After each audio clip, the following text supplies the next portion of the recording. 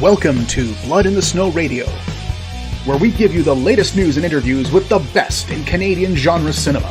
Here are your hosts, Robert Bellamy and Festival Director Kelly Michael Stewart. Blood in the Snow 2023 continues. I have the privilege of talking with this lovely lady, Paradox. If I get you to introduce yourself, please. Oh, hi. My name is Paradox Delilah. I'm a filmmaker from Vancouver, BC, originally from Australia, and I came with my film Twig and Twine. I was going to say, that's not a Victoria accent. Well, not Victoria, Canada. It is not. There is a Victoria, Australia, isn't there? There is, yes. Yes, see. Okay. Yeah. And your project Twig and Twine, can you give us a brief synopsis on that?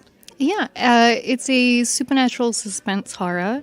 It follows a camping trip between three friends that takes a dark turn when it's discovered that one of them is actually there to resurrect her missing brother who vanished at this campsite 15 years earlier. And the actors you got for that were amazing because it felt so natural. Like you said, it looks like almost teenager-ish people in the woods. How did you go about casting for this? So the character of Liana was an actress who had a one-scene role in a web series I made previously. And in the edit, all I could think is, I need to see her on screen longer. So I wrote this film with her in mind. And then we got lucky with Morgan. She was great. But for Esther, who is essentially the lead, day one of shooting, an hour before crew call, I got a text that she had COVID. Oh, no. So I thought my film was going to get canceled. I wasn't sure. Everything was paid for. You can't change location permits on the day. So I turned up to set. We filmed the yoga sequence, and my lovely producer, Melanie, rang all around Vancouver. And 3 hours later, we had an actress I'd never met before in my life on set. How was that? Was that a challenge? It was a very big challenge because I had rehearsed with my three leads originally. Leading up to the shoot, I knew how I wanted their performance to hit the beat. I had everything in mind. And then the actress who turned up, Shireen Menes, was amazing but completely different energy. The original girl was a bit shyer, more meek, and Shireen has this kind of punkish swagger, which completely changed the character. And so I was seeing the previous actress's performance in my head as I was directing Shireen, and I just had to delete it and just go with what Shireen gave me and trust that it was good, and it turned out being amazing. That's going to say, that's got to be hard when you already have that in your head and the energy isn't the same. Completely different, yeah. Oh, wow. Yeah, but it worked out. Yeah, like I said, the final result looks amazing. How long did it take you to shoot that? We filmed over 4 days. We did 2 daytime days and then 2 nights. And we thought in May it was still close enough to winter that we would get like a solid 9 hours of night. We were wrong. It didn't get dark enough for how dark I wanted the film until after 10:30 at night. And then, of course, we had to have a lunch break, and then the sun comes up at 5, so we ended up with 6 filming hours each night. So a lot of shots got dropped. Oh, wow. Did that affect your story at all, or were you able to work around it? I don't know if it affected the story. Like, we got the essence of the film out, but definitely we weren't able to get B-roll or cutaways to add to the atmosphere because things hit the fan and it's very creepy, and there should be a lot more ambiance at the end. But we had to just delete all those shots from our mind and just focus on getting the performance and trust that that was enough to get the message through. That does make sense. And is this your first time at BITS? Yeah, this is my first time at Blood in the Snow. Yes. Welcome to BITS then. Yeah, this is... Thank you. I consider this one of the best festivals I've been involved with. There's only 2. I guess that's not really saying much. But I'm still glad you were able to come.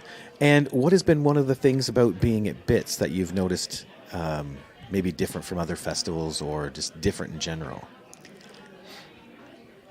My previous experience with festivals has just been as a viewer.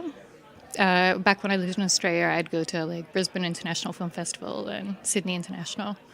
And when I made my previous project, we got into a lot of festivals, but I couldn't attend any of them. It was just after COVID, I had to work. Couldn't leave Vancouver at all. Yep. But I have been loving being able to be in the room and see like the difference in all the projects, even though it's like same theme, same genre. Seeing all the different interpretations has been really interesting. And then meeting the filmmakers afterwards and seeing who matches up to what project and getting an understanding. Like very fun and insightful. Does the director match up with the image in your mind of what you thought the director would look like? Yeah. Yes. Generally, no, which I think is the most fun. Like, I don't know if someone would look at me and think, tray through the neck. But that's me. Gotta confess, no. How long have you been in the film industry? I've actually been in the film industry for over a decade. My day job is as a boom operator in the sound department. Okay. So I've been working in sound for over a decade, yeah. So you're in the industry regardless. Yes. This is just the fun stuff. I've been making my own stuff for the past 5 years, which I've been loving. Yeah. Excellent.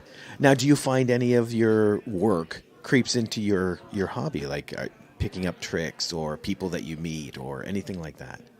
Definitely. I feel like as a boom operator, you're right on set. You're listening to all of the decisions and communications because I have to let my department know what's happening and run the floor from our side. So I hear all the conversations between director and DP and camera operators and grips. So I feel like I've been studying for a decade. Yeah. And backseat driving in my head, which is why I have to make something so I can figure out if I'm a good, like, there's any talent behind the backseat driving or if I should shut up. Gotcha. Yeah, I can imagine you'd be sitting there holding the boom going, no, I wouldn't have done that. Yeah, well, like, the camera needs to move at this moment. This is the important moment in the dialogue. No? Okay.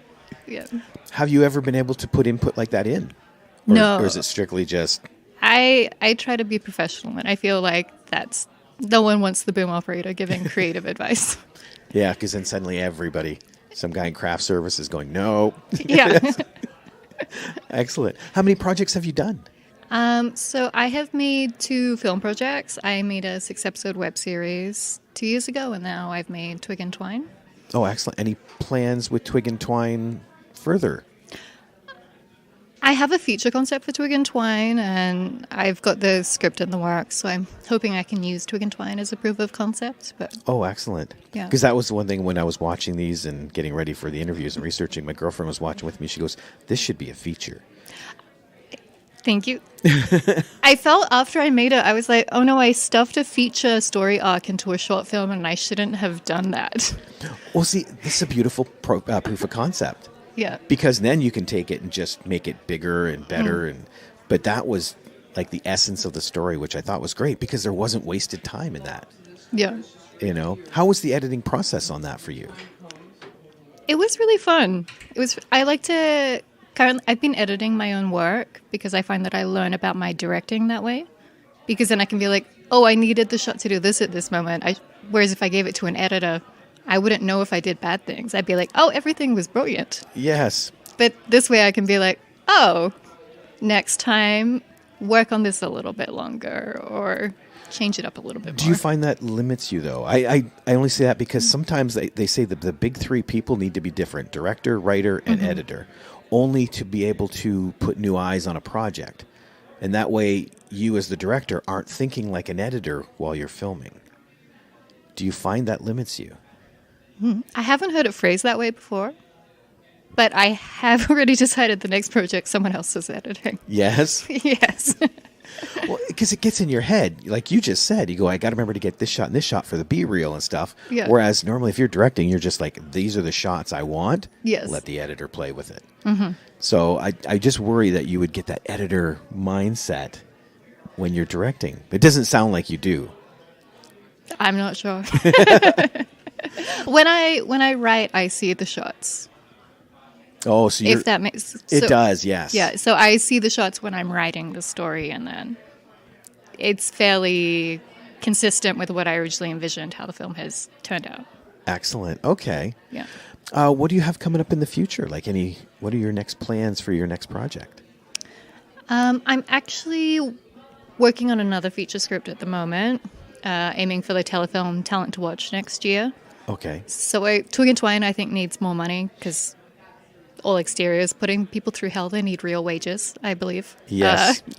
Okay, I can see that. So I'm writing inside a house horror film based on my relationship with my grandfather, but turned creepy. Oh, excellent. Yeah. There are so many stories that I've sat here and heard. It's like, well, my mom did this and my grandpa did that. And the best horror seems to come from your own family.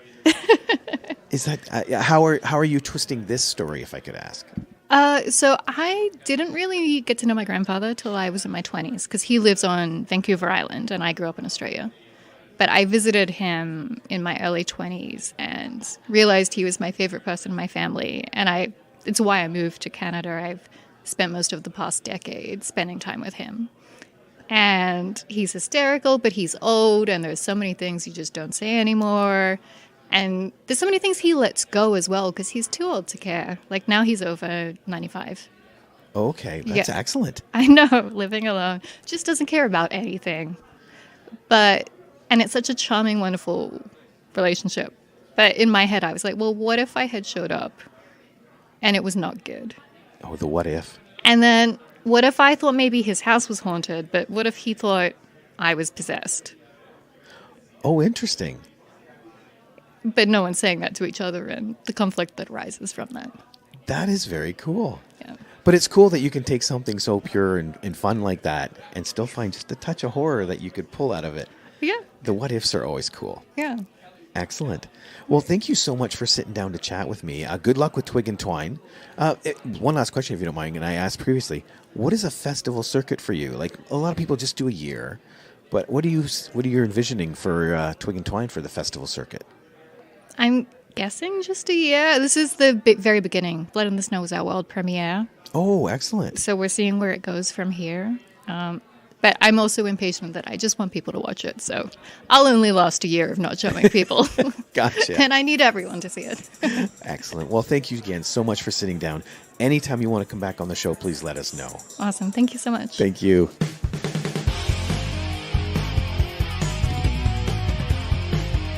Join us next time for Blood in the Snow Radio. Bits Radio is a production of Three Evil Cats Productions in association with the Blood in the Snow Canadian Film Festival. For more information and to listen to other episodes, visit bloodinthesnow.ca and tweet us at BitsFilmFest. Music by Jen Gorman, produced and edited by Kelly Michael Stewart. I am Eduardo